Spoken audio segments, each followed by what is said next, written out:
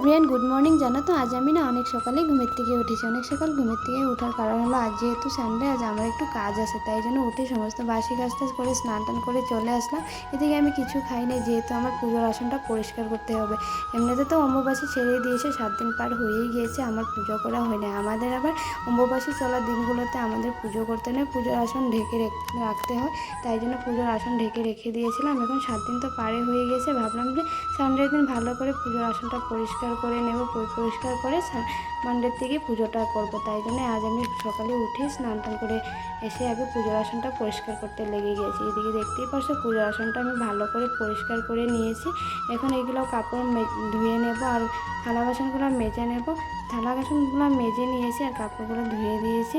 তো মাজা ঘষা আমার হয়ে গেছে, পুজোর আসন পরিষ্কার করাও হয়ে গেছে আর কাপড়গুলো শুকিয়ে গিয়েছে, ভাঁজ করে রেখে দেবো। আর কাল মানডের থেকে পুজো দেবো। চলো টাটা।